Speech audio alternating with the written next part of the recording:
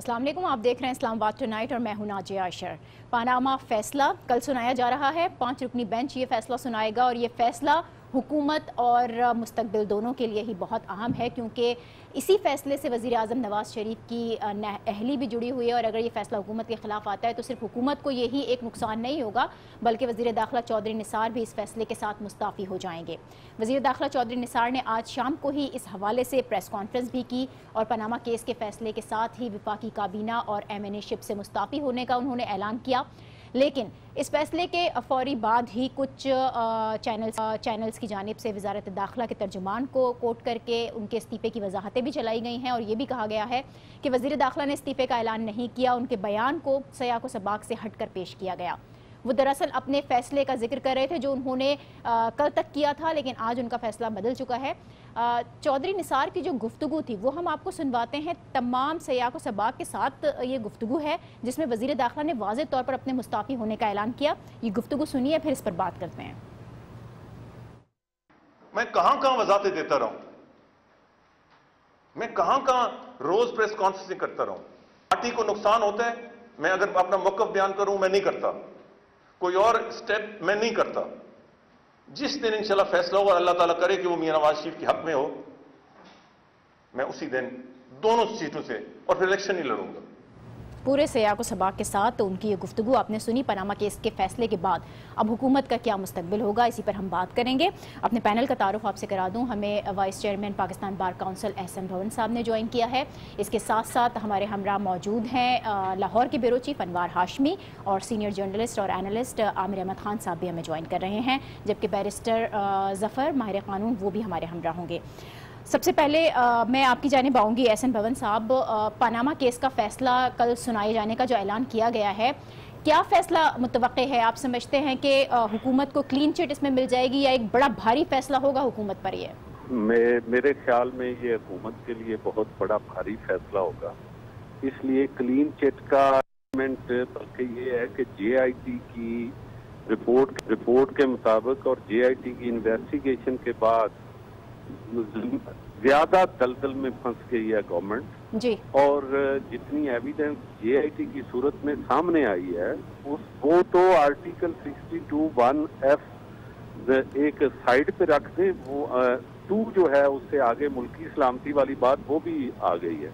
और जब देखे ना, जब गवर्नमेंट के वकील साहब को ये कहा गया कि आप ये खुद देख लें, और वो उन्होंने 2 सफ़े देखने के बाद और नेक्स्ट डे मीडिया पे जब ये बात आई कि उसमें 14 बिलियन की ट्रांजैक्शन जो हैं वो इंडिया के मुख्तलिफ ताजरों और एनिमी कंट्री के साथ, इसी तरह थाईलैंड, ऑस्ट्रेलिया, और इसी तरह ये भी आई कि कुछ लोगों ने, कुछ ममालिक ने उन्होंने रिफ्यूज कर दिया इंफॉर्मेशन देने से। अब ये जो सारी चीजें मीडिया पे आई, के बाद मैं समझता हूँ कि बल्कि JIT का जिससे मिठाइयाँ बांटी गई थी वो गवर्नमेंट के लिए और ज्यादा भारी हो गया। इसलिए मैं समझता हूँ कि अब सुप्रीम कोर्ट ऑफ पाकिस्तान के सामने कोई रास्ता नहीं रह गया इस एविडेंस की मौजूदगी में। और एविडेंस ये सारी एडमिसिबल एविडेंस है अकॉर्डिंग टू कानून शहादत। और यहाँ तो फैसले सिर्फ अखबारी क्लिपिंग और TV टॉक शो पे 17 रुकनी बेंचेस ने दिए हैं। व्हाट टू टॉक कि यहाँ पे एडमिसिबल एविडेंस जो कि एक्सटेंशन थी, एक्सटेंडेड फॉर्म ऑफ JIT एक एक्सटेंशन थी under article 190 of the constitution जी, जिसने एविडेंस कलेक्ट की उसको आम तरह का IO नहीं समझा जा सकता। इन्वेस्टिगेशन का वो इंस्पेक्टर नहीं हम कंसिडर कर सकते कि वो इंस्पेक्टर थे, समझ रहे? इसलिए ये एक एडमिसिबल एविडेंस है और ये कोर्ट के कमीशन और कोर्ट के नामीनी जो अरकान हैं उन्होंने कलेक्ट किया। और बिल्कुल सही कहा कि इस एविडेंस की रोशनी में बाकी 2 जजेस जिन्होंने इख्तिलाफी नोट दिया था वो मजीद एविडेंस की मौजूदगी में अब अपना फर्दर नोट भी देंगे। ये नहीं तो एहसन साहब, ये फैसला महफूज तो 3 रुकनी बेंच ने किया है, लेकिन इसको सुनाएगा 5 रुकनी बेंच। ये वो सवाल है जो मुस्तकिल ज़ेरे बहस आ रहा था, इस पर बड़ी डिबेट की गई। क्या 20 अप्रैल को जो 2 जजेस की जजमेंट थी वो इस फैसले में शामिल होगी? नहीं, मैं ये आपको बात करने लगा हूँ कि जब जब आप ये बातें चीजें रखते हो और जब आप 3 रुकनी और 5 रुकनी बेंच ने फैसला किया तो 2 का मिनॉरिटी डिसीजन था, 3 का प्रिवेल करेगा। 3 का जब प्रिवेल करेगा तो meaning thereby thereafter JIT was constituted और JIT ने और उसकी रोशनी में एक इम्प्लीमेंटेशन बेंच बना जिसने JIT की प्रोसीडिंग्स को सुपरवाइज किया। अब जब JIT की रिपोर्ट आ गई, रिपोर्ट आने के बाद जब पार्टी के दलाइल उस JIT पे इम्प्लीमेंटेशन बेंच पे सुने गए तो उसके बाद वही एविडेंस तमाम के तमाम 5 जजेस के सामने रखी जाएगी एंड दे हैव टू, और that's why the decision was reserved in अब in the light of the report of JIT जो फर्दर एविडेंस है, all the 5 members shall give their further note. बाकी तो पहले ही ये डिटेल में लिख चुके हैं। अब JIT की रोशनी में 5 जज साहबान ने लिखना है तो मैं समझता हूँ कि this is the legal way, क्योंकि ऑर्डर ऑफ द कोर्ट जो होता है ना, ऑर्डर ऑफ द कोर्ट जब मेजॉरिटी डिसीजन होता है तो ऑर्डर ऑफ द कोर्ट के नीचे ऑल द बेंच मेंबर्स जो हैं वो लिखते हैं, क्योंकि प्रिवेलिंग और कोर्ट का फैसला वही कंसीडर किया जाता है। अपने अपने इख्तिलाफी नोट के बाद आपने देखा कि जो ऑर्डर ऑफ द कोर्ट था उससे तमाम के तमाम जज साहबान ने साइन। ठीक है एहसन साहब, आपने जो कानूनी पेचीदगियां थी वो तो बड़ी वाजे कर दी हैं। अनवार की तरफ आओगे। अनवार, आज चौधरी निसार साहब ने प्रेस कॉन्फ्रेंस की और उनकी प्रेस कॉन्फ्रेंस बगावत भी कही जा रही है। अब ये जो फैसला आने वाला है, आपको क्या लगता है कि चौधरी निसार को इल्म हो गया था कि फैसला क्या आने वाला है जिसकी वजह से उन्होंने आज फौरी तौर पर आकर प्रेस कॉन्फ्रेंस की है? जी बिल्कुल, इसमें से आप कई चीज़ें अखज़ कर सकती हैं कि उनकी टाइमिंग जो है वो बहुत ही कैलकुलेटेड थी। पूरी प्रेस कॉन्फ्रेंस को आप छोड़ दें तो जब एंड पे वो नवाज शरीफ को और अपनी पार्टी को कुछ नसीहतें कर रहे थे और साथ ये कह चुके थे कि दोनों सूरतों में वो नवाज शरीफ के पास जाएंगे, उसके बाद वो अपनी मेंबरशिप भी ख़त्म कर देंगे, कौमी असम्बली की वजारत भी छोड़ देंगे और पिछली सफ़ों में चले जाएंगे। तो और इसके अलावा जो तहफ़्फ़ुज़ात बयान किए, तो उसके बाद हम न्यूज़ रूम में ये डिस्कस कर रहे थे कि क्या इतने तहफ़्फ़ुज़ात के बाद एक वज़ीर दाखिला अपनी वजारत पे रह सकता है? अगर फ़र्ज़ कर लिया जाए कि जजेस जो है वो अगस्त की छुट्टियों के बाद फैसला सुनाएंगे, तो इसलिए ये अंदाज़ा हो रहा था कि फ़ैसला बहुत जल्द आने वाला है, क्योंकि जुम्मा और ज़्यादा से ज़्यादा हफ्ता में अगर कोई ऑप्शन होता है तो ये बिल्कुल इसका इम्कान ज़ाहिर किया जा रहा था कि ये फ़ैसला जो है कल या परसों तक आने वाला है। उसकी प्रेस कॉन्फ्रेंस से अंदाज़ा लगाया जा रहा था। ठीक है, आमिर साहब, आपने जिस तरह से इस सारी सूरत हाल को देखा, उसको एनालाइज भी किया, चौधरी निसार साहब जिस तरह से आज निकल कर आए हैं, उनको बहुत कोशिश की गई थी मनाने की, वज़ीर आला पंजाब ने बड़ा ज़ोर लगाया, इसके अलावा बहुत सारे नून लीग के रहनुमा उनके पास पहुँचे, लेकिन वो आज उन्होंने आकर फौरी तौर पर प्रेस कॉन्फ्रेंस की। आप इसकी टाइमिंग किस तरह से देख रहे हैं? परफेक्ट। मेरा ख्याल है कि चौधरी निसार की हद तक और उनकी अपनी सियासत और उनके अपने सियासी मुस्तकबिल के लिए तो उनकी टाइमिंग परफेक्ट रही है। मेरा नहीं ख्याल कि हमें इस चीज़ के ऊपर स्पेकुलेट करना चाहिए कि किसी को फैसले का पहले से इल्म है या नहीं है। मेरा ख्याल है हमें अदालतों की इतनी कदर करनी चाहिए कि इस तरह की स्पेकुलेशन से हमें दूर रहना चाहिए। लेकिन चौधरी निसार जो कि बड़े ही ज़हीन और ज़ीर सियासतदान हैं, मेरा ख्याल है टाइमिंग के मामले में जो बहुत हमारे टॉप क्लास क्रिकेटर्स जिस तरह से अपनी बेस्ट इनिंग्स के अंदर जो हमें उनकी टाइमिंग नज़र आती है, इसी तरह की टाइमिंग हमें उनकी इस फैसले में भी नज़र आई है। आज बड़ा अच्छा एक आर्टिकल लिखा हुआ था A रहमान साहब ने, हमारे मुल्क के सीनियर तरीन और बड़े रिस्पेक्टेड सहाफ़ी हैं वो, जो उसमें उन्होंने सारे का सारा मजमून अपना पाकिस्तान में होने वाली सियासी स्पेकुलेशन के ऊपर उन्होंने उसको फोकस किया हुआ था। और उनका जो कंक्लूजन थी वो ये थी कि ये सारा मुल्क जो है वो हर तरह के मामले के ऊपर स्पेकुलेशन के ऊपर इसलिए चलता है कि जो इंफॉर्मेशन फ्लो सिस्टम्स हैं उनमें कोई ट्रांसपेरेंसी नहीं है। तो जो वजह बनी चौधरी निसार की वज़ीर आज़म नवाज शरीफ से दूरी की, वो भी जो पसे पर्दा हो रहा था उसकी भी कोई ट्रांसपेरेंसी नहीं थी, हमें नहीं पता चल रहा था। अब आके आज हमें अंदाज़ा हुआ कि बहुत देर से मामला चल रहे थे और बड़े ख़राब थे। इसी तरह से जितनी स्पेकुलेशन इस कोर्ट केस के ऊपर हो चुकी है और जितनी राय खुल्लम खुल्ला दी जा रही है कि फ़ैसला क्या होगा, उसकी वजह से मेरा ख्याल है कि ये भी मेरी राय में कम अज़ कम ये इसकी भी तफरीक करना हमारे लिए मुश्किल हो गया है कि जो अदालत के अंदर बहस मुबाहिसा हुआ है, जो JIT की फाइंडिंग्स हैं, जो जजेस के कमेंट्स हैं, उनकी बुनियाद के ऊपर हम कोई नतीजा निकाल सकते हैं या नहीं। तो इस माहौल के अंदर चौधरी निसार साहब ने अपनी तुर्क का पत्ता फेंक कर मेरा ख्याल है एक बेहतरीन सियासी चाल चली। ठीक है, अब इसके जो सियासी असरात होंगे वो क्या होंगे इसको तो हम डिस्कस करेंगे, लेकिन शौकत पराचा साहब ने हमें इस्लामाबाद से ज्वाइन किया है। हमारे इस्लामाबाद के ब्यूरो चीफ भी हैं और सीनियर एनालिस्ट भी हैं। पराचा साहब, बहुत बड़ा फैसला आने वाला है कल सुबह, और इस फैसले को लेकर इस्लामाबाद में क्या गहमा गहमी है, वहाँ पर क्या हलचल है?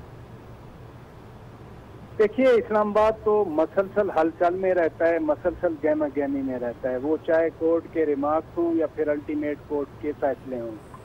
अब कल जो फैसला आने वाला है ये मुल्क की तारीख का वाकई बहुत बड़ा फैसला होगा, इन अ वे कि एक सिटिंग प्राइम मिनिस्टर को अगर कोर्ट डिस्क्वालीफाई करती है इस बेसिस पे जो केस चला पनामा वाला, तो ये यूनिक होगा पाकिस्तान की तारीख में जी।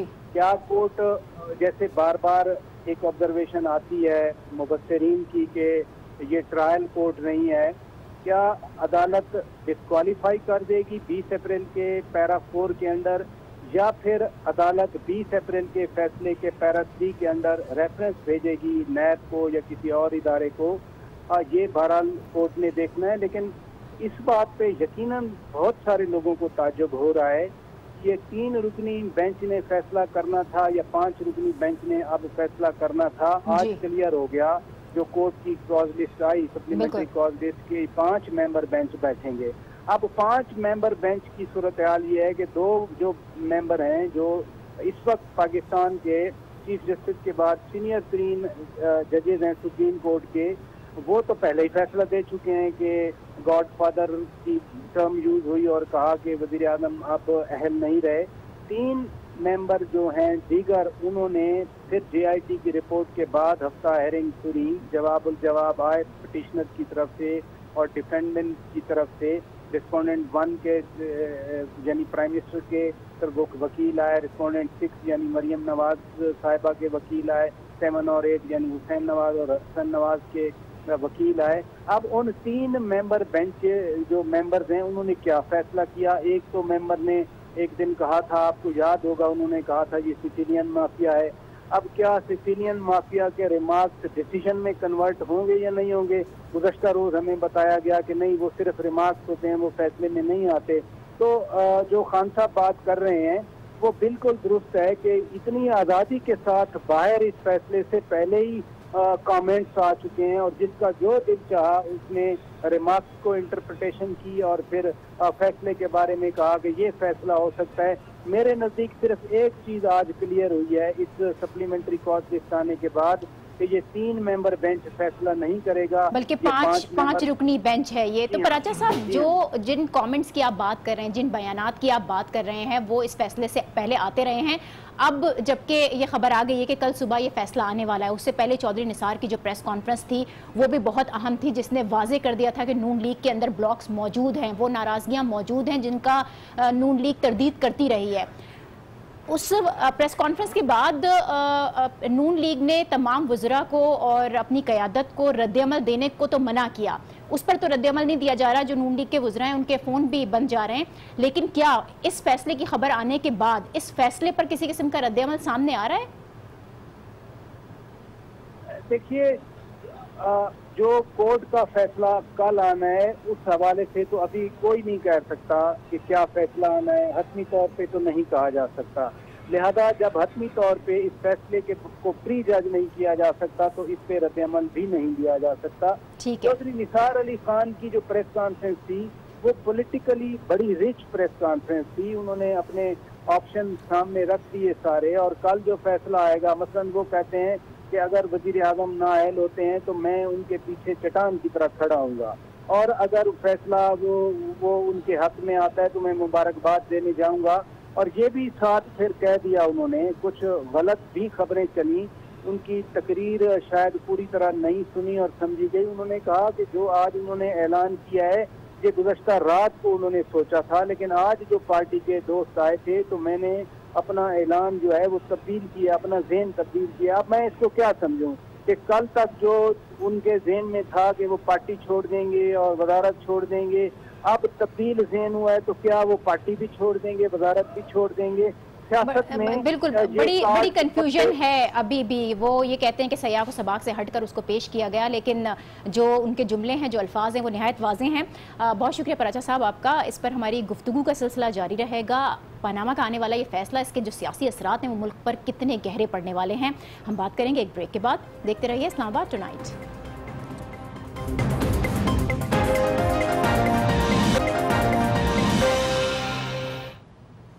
Welcome back. पाकिस्तान की तारीख का बड़ा फैसला, पनामा केस का फैसला कल सुनाया जाएगा और ये वो फैसला है जो कि 5 रुकनी बेंच इसका ऐलान करेगा। अब इस फैसले के जो असरात हैं वो कितने गहरे हो सकते हैं, इस पर हम बात कर रहे हैं। अनवार, आपकी तरफ आऊँगी। मुतबादिल की बातें हो रही थी क्योंकि सबसे बड़ा जो ऑप्शन जो डिस्कस होता रहा है वो है डिस्क्वालिफिकेशन। अगर डिस्क्वालिफिकेशन होती है तो फिर मुतबादिल क्या होगा? वही शहबाज शरीफ साहब का ऑप्शन है, ख्वाजा आसिफ साहब का ऑप्शन है, या कुछ और भी ऑप्शन हैं नून लीग के पास? जी बिल्कुल, इन सारी सूरत हाल को आप आज की प्रेस कॉन्फ्रेंस के साथ जोड़ के देखना पड़ेगा।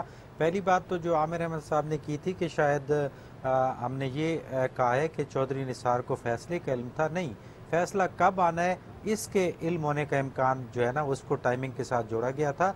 दूसरी बात जो आपने की है कि चौधरी निसार अगर आप फ़र्ज़ कर लें कि उसके इल्म में है कि नवाज शरीफ नायल होते हैं और उनको ये भी पता चल गया कि उन्होंने कौन सा वज़ीर आज़म डिसाइड कर लिया मुतबादिल के तौर पे, तो उसकी वजह से भी वो जो है वो सियासत अपनी पार्टी को या वजारत को सलाम कर सकते हैं कि वो किसी और कायद को जो कि जिसको वो लाइक नहीं करते, जैसे कि इख्तलाफात की बातें आ सकती थी, तो ये मुतबादिल की आदत में वो भी हो सकता था। बाकी शहबाज शरीफ का ऑप्शन थोड़ा मुश्किल नज़र आ रहा था कि 45 दिन के लिए फिर एक ऐसी शख्सियत को बनाया जाए जिसको एक ग्रुप पसंद नहीं करता और फिर दोबारा शहबाज शरीफ को लाया जाए, तो वो भी बड़ा मुश्किल होता है। लेकिन मैं आपको सिर्फ ये कहना चाहता हूँ कि जो चौधरी निसार की बातों को भी आप मुकम्मल ये नहीं कह सकते कि बड़ी आइडियल प्रेस कॉन्फ्रेंस की है, उसमें बड़ा झोल मौजूद है सियासी तौर पे। मसलन वो पहले उसमें कंट्रडिक्शन है। पहले फेज़ में वो प्रेस कॉन्फ्रेंस में कहते हैं कि कुछ लोग हैं जो कितने सालों से इस तरह की बातें करते हैं लेकिन वज़ीर आज़म बहुत अच्छे हैं, मेरी तनकीद भी बर्दाश्त कर लेते हैं। तो क्या पहली बात तो ये कि क्या उन आम लोगों की वजह से, जबकि वज़ीर आज़म से उन्होंने कहा है कि मेरी कोई नाराज़गी नहीं रही, छोड़ रहे हैं। फिर दूसरे फेज़ में जो वो अलार्मिंग सूरत हाल बताते हैं कि मुझे पता है, 2 और बंदों को पता है कि इस वक्त मुल्क के को घेरा जा रहा है और बहुत ही ख़तरात हैं, इसलिए वज़ीर आज़म को कायम रहना चाहिए, लेकिन मैं घर जा रहा हूँ। तो ये चीज़ें जो है इसके पीछे यकीनन कोई ना कोई चीज़ है जो अभी भी पोशीदा है। सही, आप सही कह रहे हैं कि मूवी तो बहुत सारी थी उसके अंदर अनवार, लेकिन चौधरी निसार इससे पहले भी नाराज़ होते रहे हैं। अब जब मुतबादिल की बातें हो रही हैं, वैसे तो उन्होंने साफ अल्फाजों में ये कहा कि वो इस गेम में शामिल ही नहीं है, ओहदों के चक्कर में वो हैं ही नहीं, लेकिन पहले जब नाराज़ होते थे तो उनको मना लिया जाता था। इस मरतबा मामला थोड़ा संजीदा हुआ है। आपको कोई ऐसा चांस नज़र आता है कि चौधरी निसार इस बात पर सोचने पर मजबूर हो जाएं और वापस अपने फैसले को ले लें?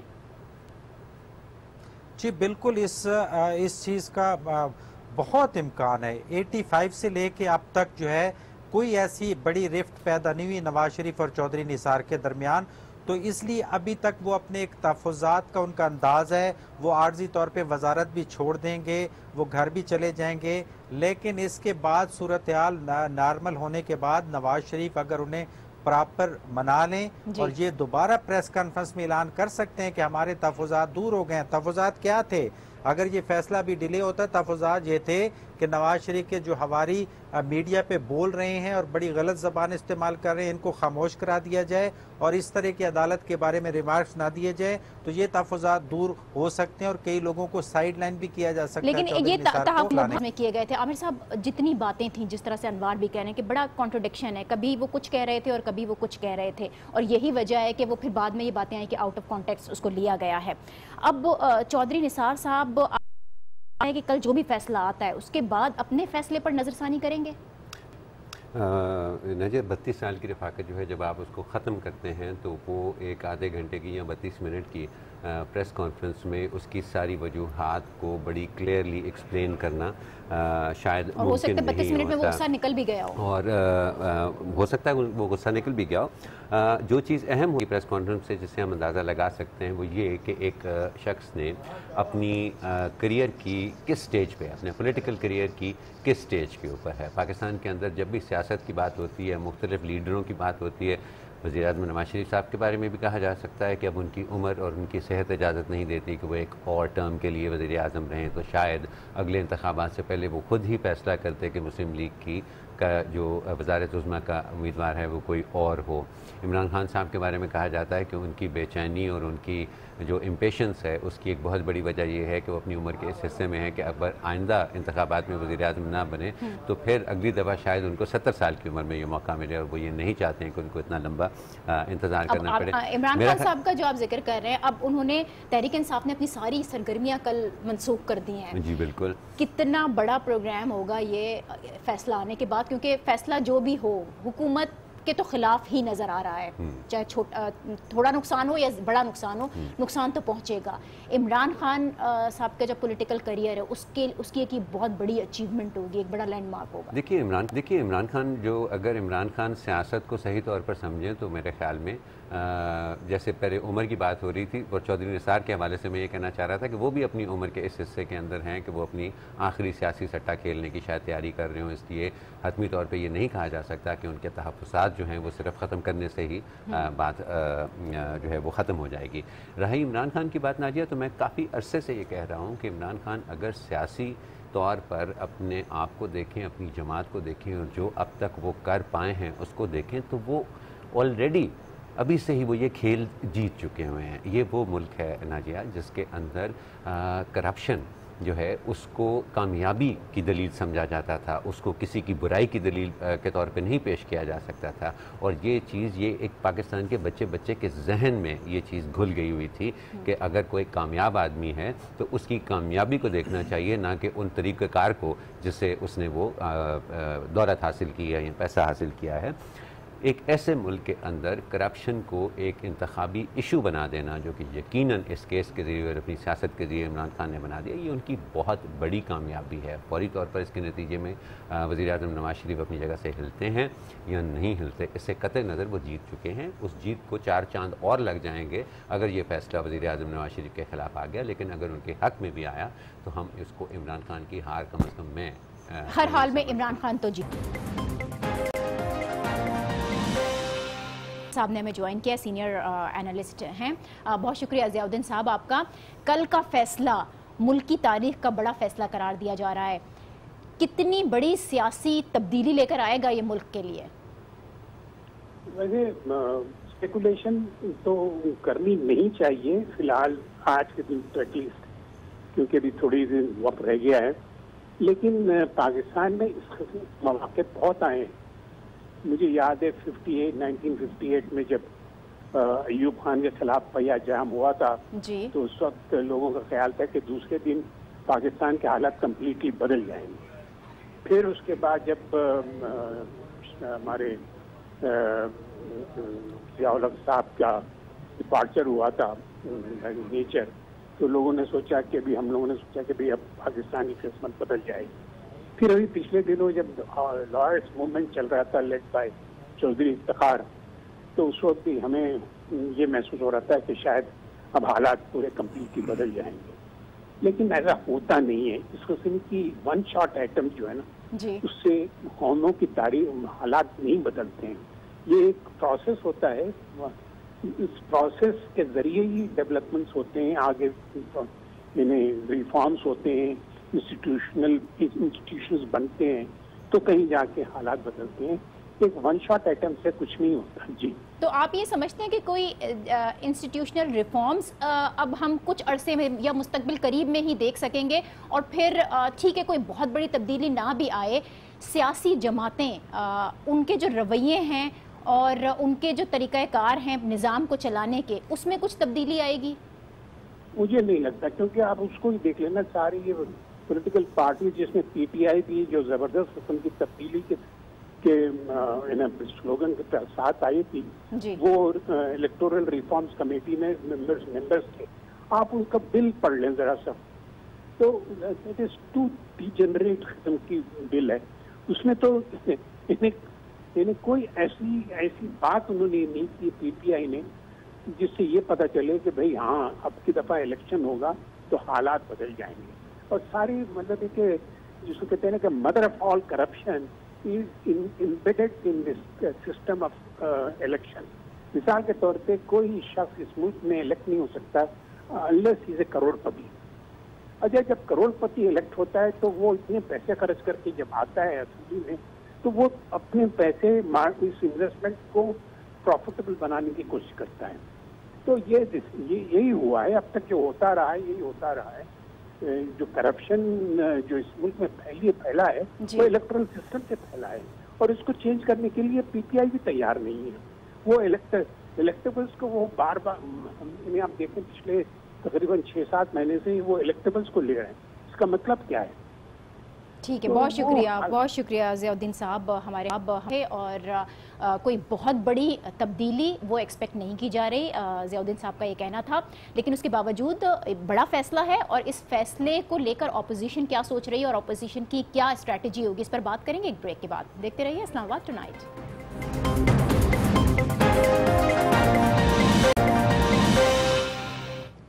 पनामा का फैसला कल आ रहा है और इस फैसले के बाद अपोजिशन का क्या स्टांस होगा, अपोजिशन इस फैसले को किस तरह से देख रही है, हम बात करेंगे। शेख रशीद साहब ने हमें ज्वाइन किया इस वक्त। बहुत शुक्रिया शेख रशीद साहब आपका।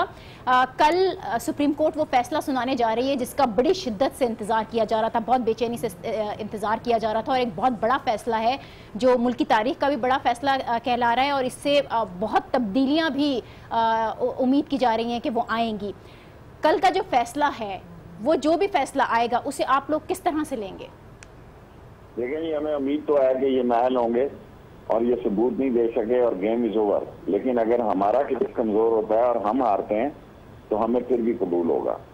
हम सुप्रीम कोर्ट के आगे सरनगू होंगे और जो सुप्रीम कोर्ट के आगे सरनगू नहीं होगा वो अपने हालात का खुद जिम्मेदार होगा। और मुझे पूरा यकीन है कि ये सुप्रीम कोर्ट में कोई चीज पेश नहीं कर सके।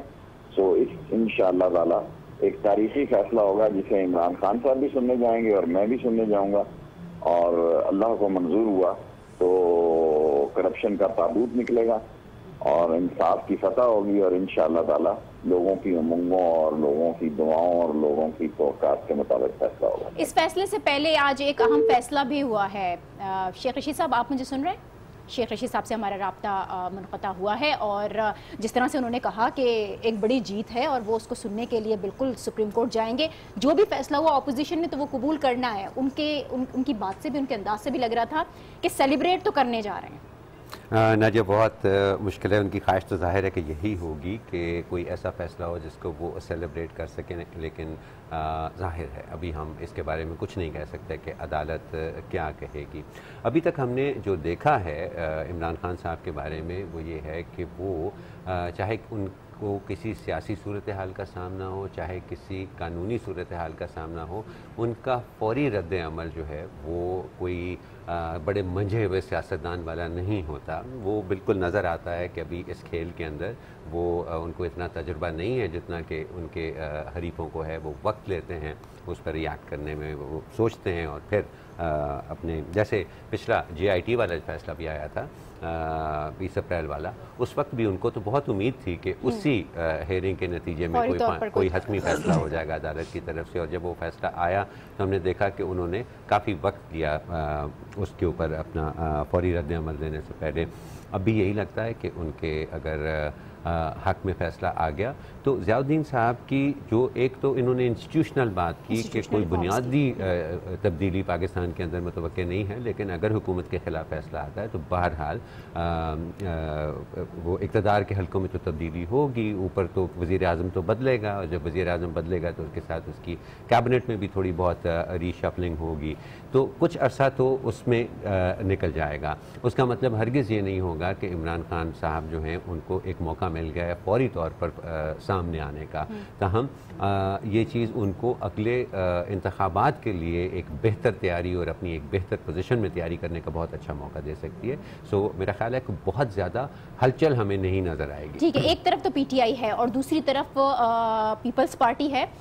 पीटीआई जो भी इस फैसले को जिस तरह से भी देखे, बहरहाल उसकी जीत तो नज़र आ ही रही है, लेकिन पीपल्स पार्टी इस मामले को लेकर जिस तरह से कैश करना चाहती थी और बड़ी तनकीद भी की गई पीपल्स पार्टी पर इस सिलसिले में कि एक तरफ जब वज़ीर आज़म की नाअहली की बात हो रही है, डिस्क्वालिफिकेशन की बात हो रही है, तो दूसरी जानिब इमरान खान की डिस्क्वालिफिकेशन का मामला भी पीपल्स पार्टी ने उठाया है। अनवार, दोनों जो अपोजिशन की जमातें हैं वो एक पेज पर नजर नहीं आई पनामा केस को लेकर। जब ये फैसला सुनने के लिए जाएंगी तो उस वक्त ये किस तरह से देखेंगी इस फैसले को?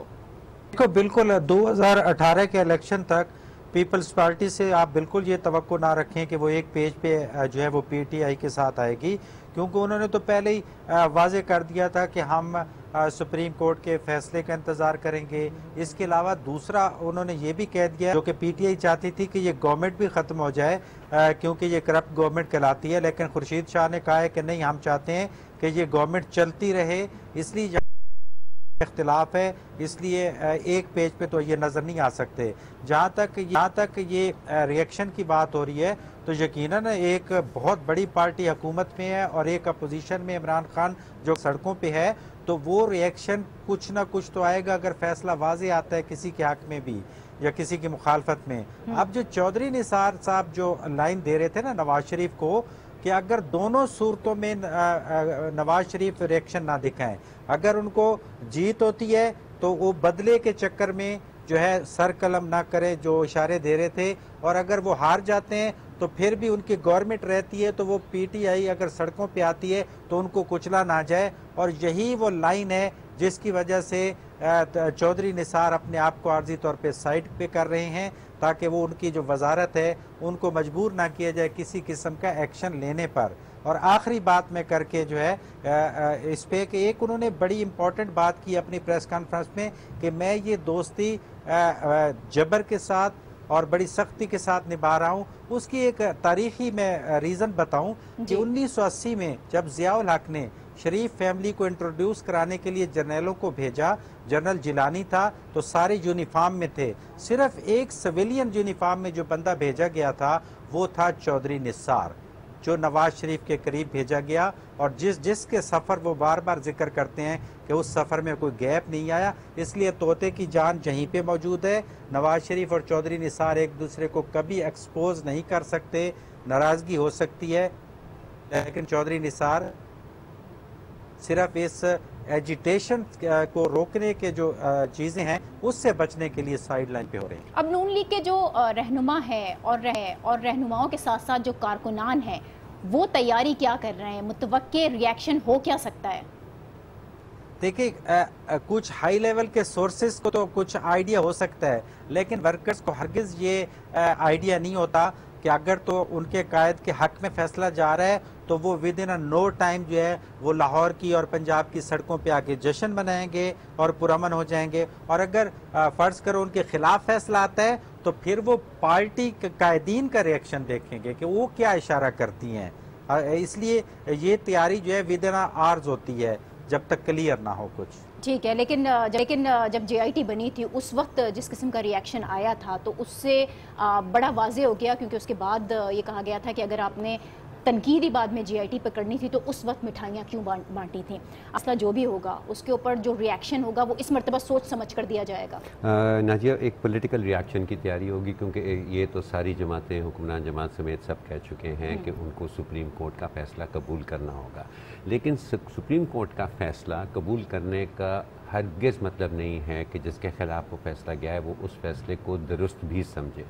तो अगर ऐसा होता है कि जिसके ख़िलाफ़ ये फैसला गया है वो उसको दुरुस्त नहीं समझता, तो फिर उसके पास पॉलिटिकल ऑप्शंस होती हैं कि वो पॉलिटिकली कैसे रिएक्ट करे उस फैसले की तरफ। और इस फैसले की एक्सट्रीम क्या हो सकती है? बुरी से बुरी एक्सट्रीम यही हो सकती है कि नवाज शरीफ साहब को नाअहल करार दिया जाए, उनको वज़ारत उज़्मा का ओहदा छोड़ना पड़े।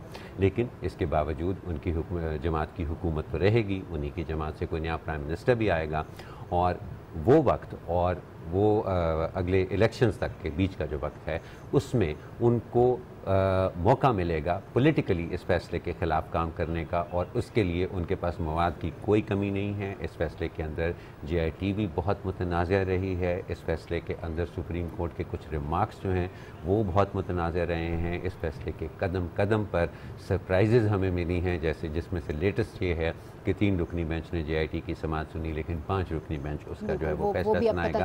तो ये वो तमाम तनाज़ात हैं जिनको वो अपने हक़ में इस्तेमाल कर सकते हैं, सियासी तौर पर इस्तेमाल कर सकते हैं, और इनकी मदद से वो अपना सियासी लायहामत तय कर सकते हैं। बहुत शुक्रिया आमिर साहब हमारे साथ थे, और अनवार हाशमी आपका भी बहुत शुक्रिया।